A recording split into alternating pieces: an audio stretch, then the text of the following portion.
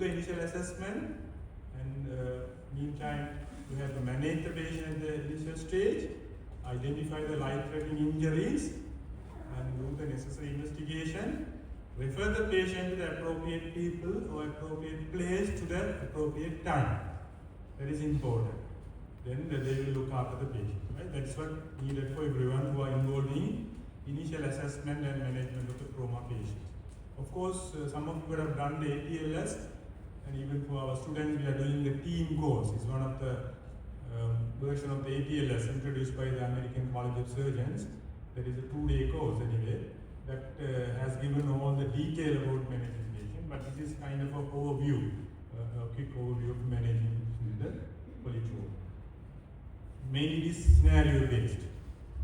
The objectives of this presentation is how you are going to prioritize and assess the patient with polytrauma, and we have to identify the life-threatening injury and managing those injuries, and what are the appropriate investigations. So radiograph we are going to do in patients with a traumatic injury, and how we are going to assess the response of the patients, and meanwhile we may get patients with a burn injury also, and we should know how we are going to assess those patients and manage those patients when they get admitted to the emergency, and how we are going to transfer the patient to the higher level care. Anyway, there is another topic by Dr. Bhavani, transporting the patient.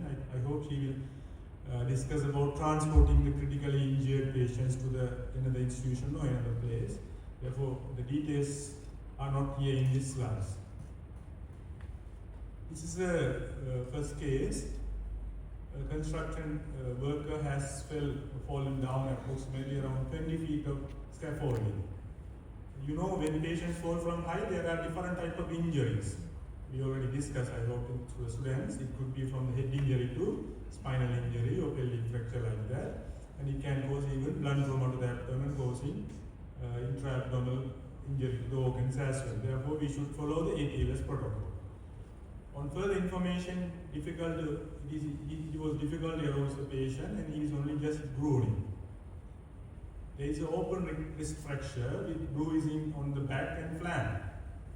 And based on the assessment, you know what are the type of injury patient you have. Probably head injury, because ECS is low, and there is an open fracture, probably bleeding, and there is a bruising in the back and flank, indicating there is a possibility of spinal injury, indicating there is a possibility of intra-abdominal solid organ injury as well. On examination, patient is lethargic, cool, and clammy skin, therefore some sort of shock. And he is able to move extremities that indicate there is unlikely to be a spinal injury. But blood pressure is 86/64, heart rate is 100 beats per minute, and respiratory rate is 32. Based on that, we have to prioritize the patient. And we have to follow the ATLS protocol, A, B, C, D, E. Now you know this obviously there is a bleeding wound. We have to attend the wound, then start with the A, B, C, D, E. Therefore, primary survey, we start with the primary survey, then once you have done the primary survey, we can do a secondary survey and subsequently tertiary assessment. But we know it is not the one-time assessment, it is dynamic. We may have to repeat our assessment again depending on the patient's condition, right? In the primary survey, we have to assess the patient and resuscitate. It's go on parallel, assessment and resuscitation go on parallel. And we should be able to identify the life-threatening injuries and manage those injuries like tension pneumothorax, acid pneumothorax, open pneumothorax, or brain injury or whatever. We have to identify the injuries and manage accordingly. And then secondary assessment, we should find out other injuries. We have to examine the patient from head to toe, and then tertiary assessment to find out other injuries. We all know that we have to assess the airway, and we should maintain the airway, and always we have to consider cervical spine stability as well. It's going parallel. And you all know breathing, whether the patient is adequately ventilated, whether oxygen is adequate, and hemorrhage control in circulation, and disability. Mainly we are worrying about neurological assessment, including the GCS, and we have to expose the patient to assess other injuries, especially spinal injury and things. And meanwhile, we have to think about whether we have to quickly control the environment. We have to quickly cover the patient, otherwise they will develop hypothermia, which may lead to coagulability may be aggravating the problem. Therefore, we should know when we are going to expose the patient, when we have to cover immediately. Based on the information, patient is lethargic, groaning, vomiters noted in the mouth. Therefore, we have to think about airway. We have to think about airway. And there is open rich structure with the ecchymosis or condition in the flank indicate maybe possibility of injury which cause hypovolemia because patient is cold and clammy. Therefore, we have to think about bleeding as well. Based on the further information, blood pressure is 86/68 and heart rate is 100. Therefore, there is possibility of hypovolemia. On further assessment, patient is able to open the eyes and withdraw the arms for painful stimulant. Now we are able to assess the GCS and already we have mentioned about this. And what are you going to do? Based on your assessment, we will think about airway. We have to secure the airway. Therefore, we should know whether we are going to go for a definitive airway or we are going to use other adjuncts. If GCS is less than 8, we always think about going for an intubation or definitive airway, right? Which is very, very important. And patient is shocked in the initial phase. We can start some crystalloids. Depending on the response, we have to think about whether we have to go for the blood products or blood transfusion. Application of tourniquet, based on my knowledge in the recent update, I don't know if it's correct or wrong, but generally you can apply the tourniquet to control the bleeding, but we should know, generally we don't apply the tourniquet because it may cause harmful effect. We don't notice the time, we all know the reason, right? But we have to control the bleeding by direct pressure or applying the dressing or whatever, but generally we don't recommend tourniquet application, but this is the old version 2021, I don't know if it's correct or not. And if you are suspecting spinal injury, we know we have to keep the patient on the spinal cord. But the thing is, we have to assess the patient repeatedly, quickly, and if there is no spinal injury, we have to off the board as early as possible. While keeping the patient on the rigid board for certain hours may cause development of bed sores. Therefore, we cannot keep the patient for a long time on the spinal board.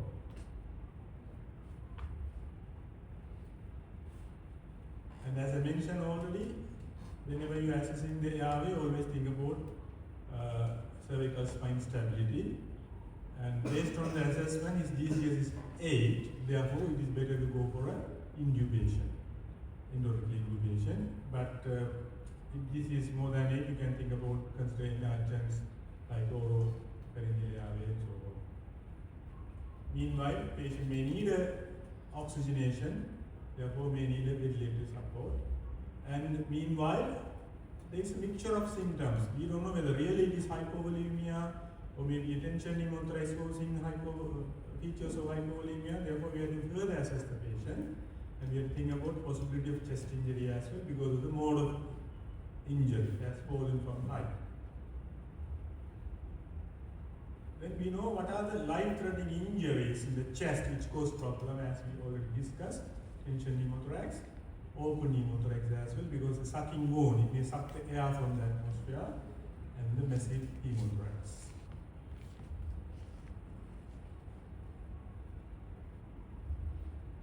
This is another scenario. They may come again, the same scenario. This is a 22-year-old woman sustained gunshot injury to the right thigh. It is an injury, isolated injury in the thigh, you know. There is a possibility of vascular injury as well as fracture also. Therefore, we have to assess this patient in view of vascular injury or fracture, and we should manage the patient. The initial vital signs are blood pressure 92/78, heart rate is 130. So they have given 1 liter of crystalloid immediately. It was responded, but again it dropped. That means there is a continuous bleeding. Patient may need a transfusion. Meanwhile, because of the hypovolemia and hypoxia, patient is confused and trashing about. Right? Therefore, we have to think about managing the patient, possibly hypovolemic shock. What are we going to do? We have to put 2 large bore cannula and send the blood sample for grouping and cross-matching, but we can't wait till the cross-match blood comes. We have to think something else. We may have to give a uncross-matched blood or maybe O negative blood or whatever evidence, right? Meanwhile, we have to monitor the patients. Therefore, we have to put large bore cannula, depending on the time and availability of blood, we have to give the blood. Meanwhile, there is a bleeding wound, we can put a direct pressure or bandaging, right? But I personally don't recommend tourniquet. Sometimes we may lose the tourniquet time, that may cause some problem, right, later on. Therefore, we have to control the bleeding. Meanwhile, we have to think about other bleeding. Not in this particular scenario. The previous patient, there is a possibility of bleeding from the solid organ or maybe bleeding in the chest as well. You know, pelvic fracture also can cause bleeding. And similarly, long bone fractures also can cause bleeding from the marrow. It can lose several liters of blood. Therefore, we have to think about identifying the source of bleeding while we suspect the patient. Meanwhile, as I mentioned already, some of the injuries, called non-hemorrhagic injuries, can cause similar picture of bleeding, like tension pneumothorax, cardiac tamponade, and neurogenic shock and cardiogenic shock. We should be able to identify, but there are clinical signs which may indicate the problem is something else. Right? We should be able to identify, we have to manage appropriately. For example, tension pneumothorax, immediately we have to decompress. Similarly, cardiac tamponade, immediately we have to aspirate. Spinal cord, we know what we are going to do. Right? Spinal cord. And meanwhile, when you are assessing and we are thinking probably is due to hemorrhage, we think about this classification, this theory anyway, class 1, class 2, class 3, and class 4 hemorrhage. What you have to remember, class 1 and class 2 hemorrhage, there will not be much clinical symptoms or signs which indicate there is ongoing bleeding. That is important. Therefore, we have to monitor the patient continuously, and we have to manage appropriately. You can recall the symptoms and signs of this bleeding. Right? This patient, the blood pressure is 90/60, heart rate is 125 beats per minute, and respiratory rate is 35. Probably class 3 based on the classification. Therefore, patient needs blood transfusion. But you all know some patient may need massive transfusion. In that case, you know, earlier when we were trainees or junior doctors, we ourselves, surgical doctors, start massive transfusion. But nowadays, transfusion medicine is well established even in Sri Lanka. There are transfusion medicine specialists are there. You can contact at any time. There is a central transfusion coordination also there in RIBT. You can contact any time. You have to ask them to activate massive transfusion protocol. As clinician, we cannot manage ourselves. Therefore, we have to always activate massive transfusion protocol by conducting the transfusion medicine specialist. They will activate and they will follow the patients. Whatever you are requesting, they will give based on the guideline. Therefore, don't forget to activate massive transfusion protocol by contacting transfusion medicine specialist. Right? That is very, very important. Meanwhile, in this scenario, when we discuss about doing the blood gas, we have to do blood gas also. In trauma, you know, that is one of the investigation. When the patients arrive to the emergency R room, we have to do the blood gas also. It may give you some guidelines on managing patient, transfusion, fluid management, and you can monitor the patients also. Therefore, doing the blood gas is requisite in managing patients. Right? That is very important. As I mentioned, we have to put large bore cannula. You can start with crystalloids. Normal saline is good, and we have to think about starting blood products of blood. If there is class 3 hemorrhage, we have to find out where is bleeding. Therefore, if the external wound can bleed, or maybe some other region bleeding, we have to go for a further investigation. But you know, in trauma, we cannot spend much more time on sending the patient for here and there for investigation. We can do the fast. But nowadays, there are specialized trauma centers there. They are well equipped. Next to our room, they have the trauma CT facility. They are able to do it head to toe trauma CT angiogram protocol. They are able to identify the bleeding points. But if patient is unstable, we are thinking about intra-abdominal bleeding, then we have to take the patient to theatre immediately to control the bleeding source. Nowadays, in the West, these paramedics are well educated. They identify the life-threatening injury themselves. They bring the patient to the hospital depending on the level of care we are going to give. For example, accident happened in Sunnaham. It is related to Jaffna and Telipalai. Patient is polytraumatic, and the ambulance crews or paramedics think that it is multi-trauma patient, may need advanced care. They may bring the patient to the teaching hospital Jaffna instead of sending the patient to Telipalai. Therefore, the paramedics are well trained in West. Even they know the history of the patient, they know what happened to the patient, they know the scenario at the site of the injury. They are well trained. But in our part of the world, us medical people have to assess the patient, and then we have to find out what happened to the patient, and we have to send the patient to the appropriate place. Therefore, when you are working in a peripheral hospital or small hospital, there are no facilities available. Don't spend time on doing unnecessary investigation, because we are losing the golden hour.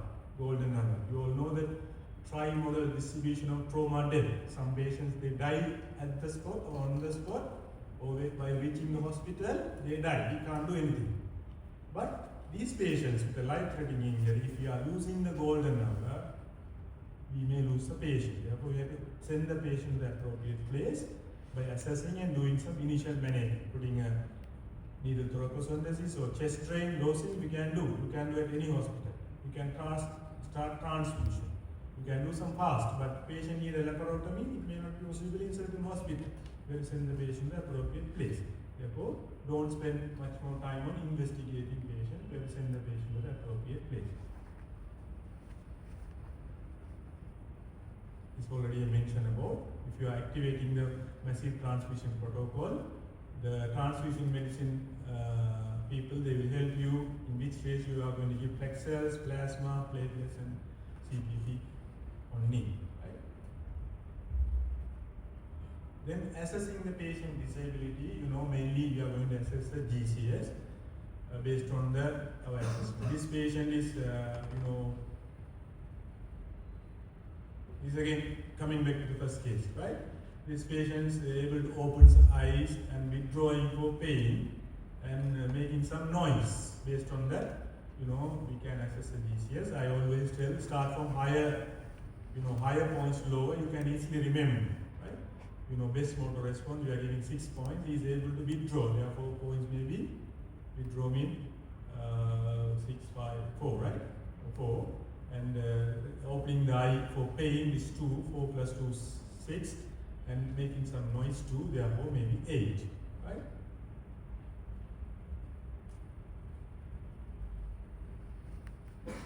And meanwhile, when you are assessing the patient, exposing the patient, as I mentioned, always think about exposing for a long time in air condition or even room temperature. What is the problem? They may develop hypothermia, which may further problem in resuscitating the patient, because it can cause hypocoagulability and things, right? And acidosis as well. Therefore, based on the information, this is the GCS of the patient. Respond to the he withdraws to the pain, therefore 4, and he is making some noise in impressive sound, therefore 2, and responding to the pain, therefore 2, therefore 8. Therefore, based on the assessment, patient intubated and started mechanical ventilation, and on further assessment, they found some host thrombi bilaterally. They have given some fluid, patient responding to the fluid resuscitation and improves some extent. In that case, you can take the patient for further assessment. And even fast, we can do on the bedside. But if you plan to do a CT trauma angiogram protocol, you have to take the patient to the CT room. In standard A&E structure, there is a CT room next to the R room. The X-ray we are able to take in the R room itself. But in our setup in Sri Lanka, we don't have such a standard R room facility. Therefore, we have to mobilize the patient here and there, taking the risk as well.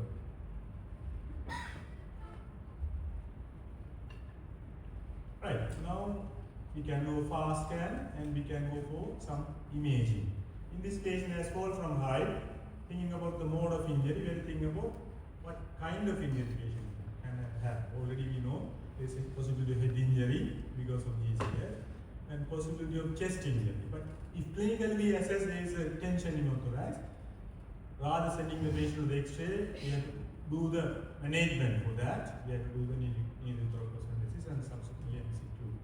But if the patient is stable, there is no life-threatening injury, then we can send the patient for radiograph, necessary one, X-ray neck, lateral and AP view. Some people they do the swimmer's view as well, but nowadays these X-rays are out of fashion. They do a CT scan, the cervical spine, right? And whole spine CT scan we can do, and the pelvic X-ray. If we are doing a trauma protocol, we don't need to send the patient here and there for other X-rays. But changing people's mind is very difficult, even though ATLS has updated their assessment and management. Locally we are not updated, therefore no way we are not able to do a CT trauma protocol.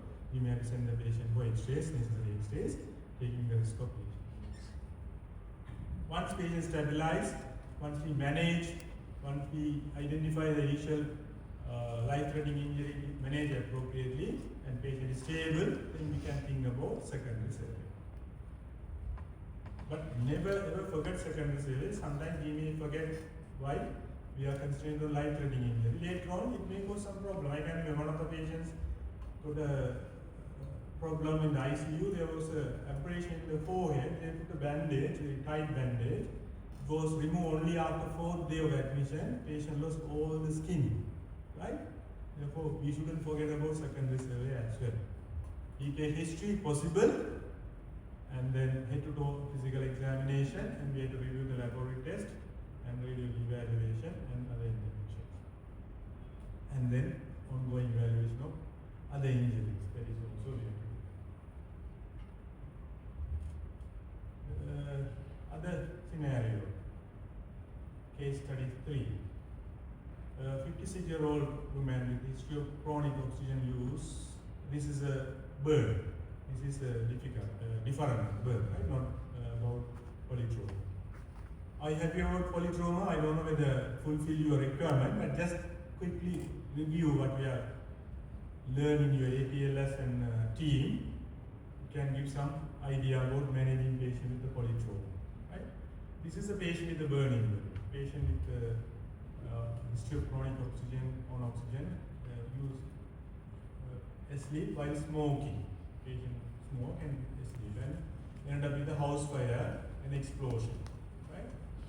Woman found outside of the house, awake and alert. No respiratory distress, but complaints of abdominal pain. Because burn happened in a closed compartment, there is a possibility of secondary injury.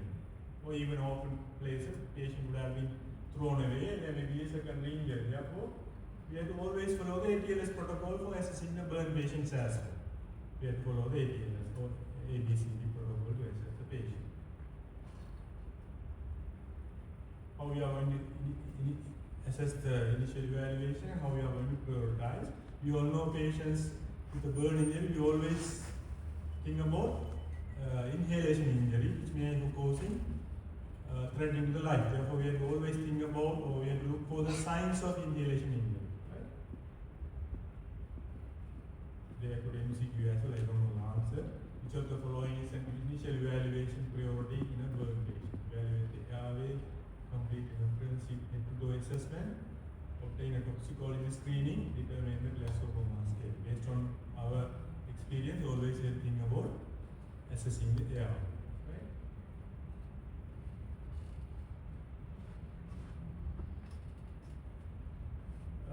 We follow the ATLS protocol or ABCD, assess the airway and breathing, and there are features of inhalation injury. We have to anticipate patient may develop airway problem. Therefore, we may have to send the patient to the ICU, or we may have to always keep the patient under surveillance. They may develop the airway injury.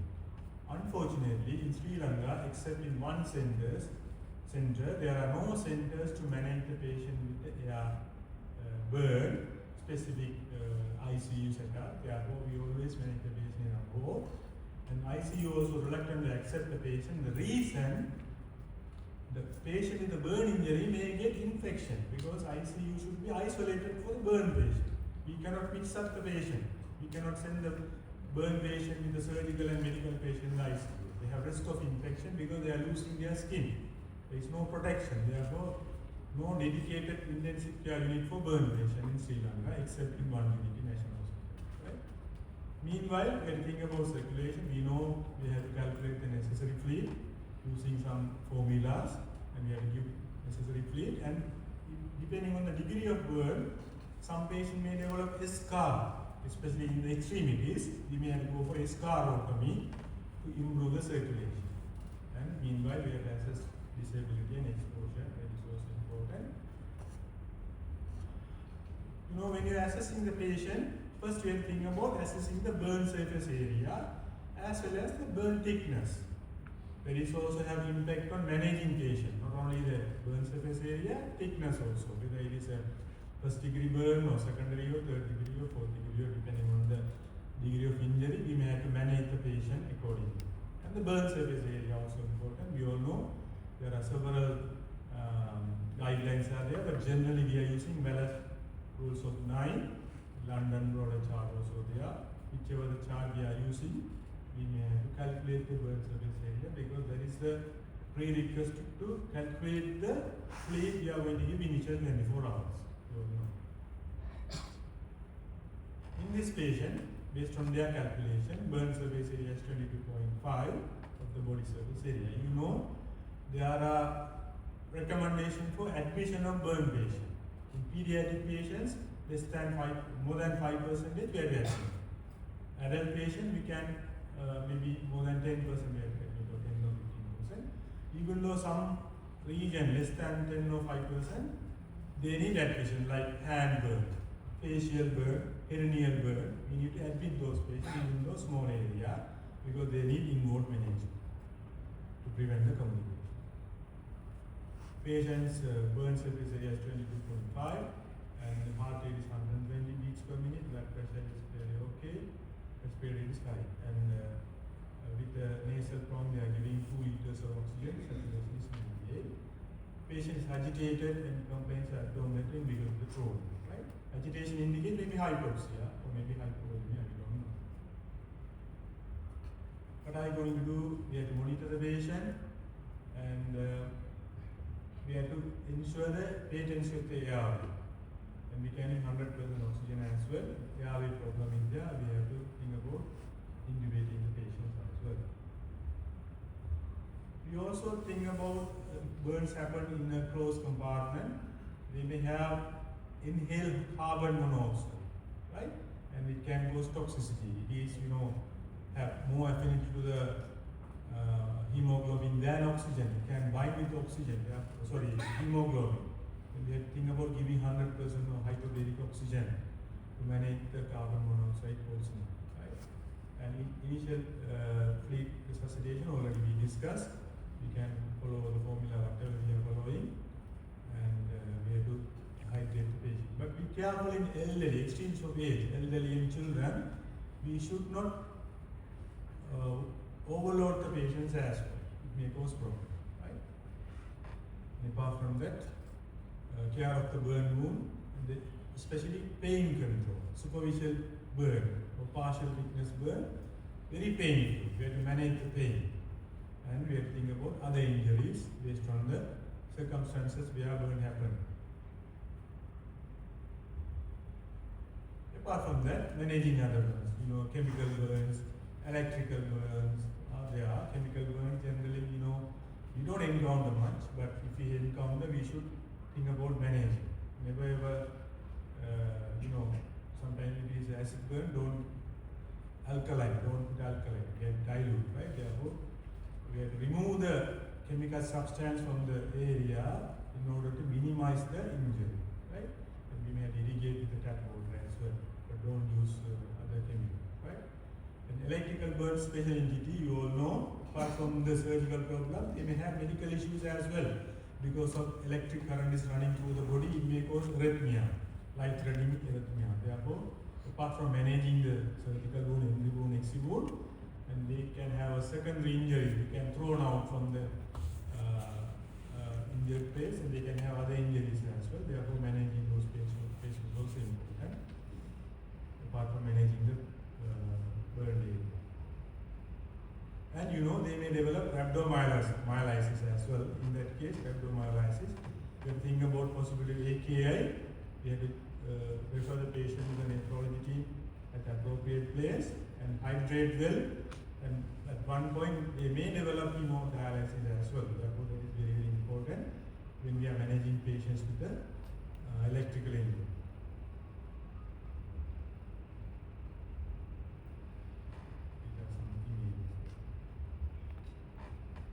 As I mentioned from my initial presentation, as junior doctors, we are working in places like A&E or maybe in a peripheral small hospital. After initial assessment and initial care, we have to send the patient to the appropriate place within the particular time without losing the golden hour. That is very, very important, right? Don't spend much more time on investigating the patient, doing unnecessary x-rays and things. Send the patient to the safe place where the specialists are there, they are able to manage those patients, right? Therefore, early involvement of the relevant surgical team. For example, head injury, you have to involve the neurosurgical team, like that. Relevant surgical team is important,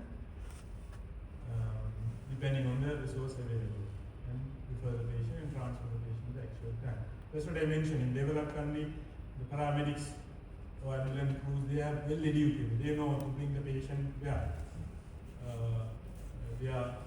They know, depending on the available resources, they send the patient to the appropriate centers, right? Because some centers, they don't manage complicated trauma. That's what they send the patient to the tertiary care centers. Therefore, communication is crucial, which is very, very important, especially people who are working in the A&E. Please communicate appropriately. That is very, very important, right? When you are communicating, you have to tell the mode of injury, your assessment results, and how you have resuscitated, what is your treatment up to now, and what is the patient condition. Everything is important. Communication is paramount in managing patient with trauma. Right? We should not delay the transfer, as I mentioned, for the unnecessary or additional test. You have to transfer immediately. And because before patient deteriorating in their physiology and anatomy, we have to send the patient to the appropriate place. Right? Sometimes when we are transferring the patient, we may make mistake without spinal cord we transfer, without the cervical collar we may transfer, without putting a proper cannula we transfer, without starting the transfusion or whatever we transfer, without documentation we transfer. That may cause problem in managing patient when they reach the other hospital. Therefore, communication is very, very important. Right, that's all about this trauma and the burns, but it's not an in-depth knowledge as I mentioned, just an overview.